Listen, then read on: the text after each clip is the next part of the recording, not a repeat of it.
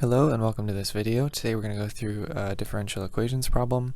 In this kind of problem, in particular, we're going to have constant coefficients in front of our x, x prime, and x double prime. And for this type of a problem, we're going to make a basic substitution. This substitution will always work for this kind of a problem where you have your constant coefficients. So our substitution will be as follows, where we have x is equal to e to the rt, and then we have our corresponding derivatives that we need based on how many derivatives we have in our equation, and we just use chain rule to get these derivatives. And so now I'm going to plug these in, and then this will lead us to our characteristic equation.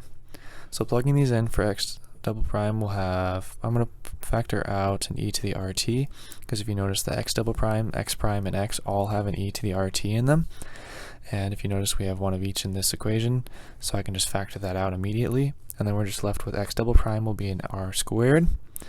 And then for our x prime, we'll bring it on there 7, and that will be an r. And then we'll have a 12, and the x is just e to the rt, which is already factored out, so you don't need to worry about any r's.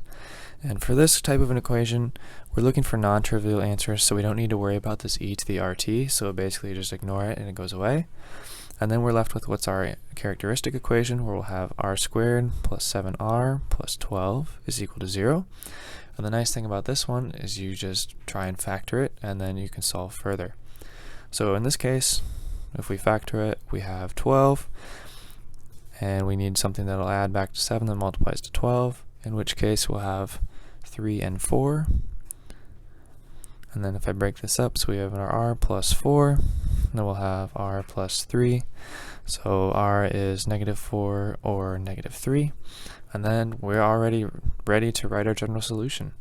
So for this one, we will have x is equal to some unknown constant c1, and then we'll have e, and then we'll take our first root, so -4t, and then we'll have another unknown constant added to this, and then we will have e to the -3t, because that'll be our second root, and that is our general solution. For this example, we have a very similar equation where we have constant coefficients in front of each of our terms, y, y prime, and y double prime, although instead of x, we're just using y. However, since we have the constant coefficients in front of each of our terms, the same substitution still applies. So in this case, our variable is just y, so I'm going to switch that from an x to a y, like in the previous example. And we just have e to the rt, then taking our corresponding derivatives using chain rule. We can then use these to plug into our equation.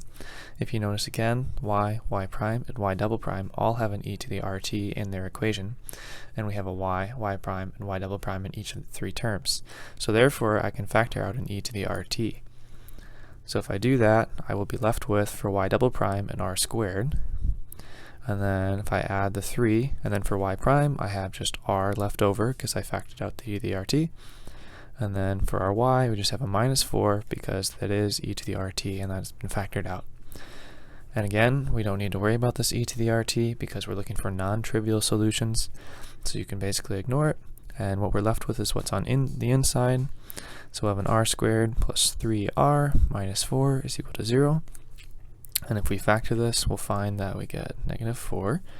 So what multiplies to -4 and adds back to 3 will be a -1 and a +4.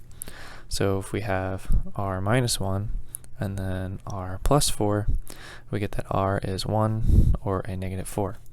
And then again, we're all ready to write this general solution. So we'll have y is equal to c1, some unknown constant. And then we'll have e to the t, which we have our first multiplied by our first root, which is 1, so it's just t. And then we will add another unknown constant, c2, that is different from c1. Then we have e to the -4t, where this is our second root that we found.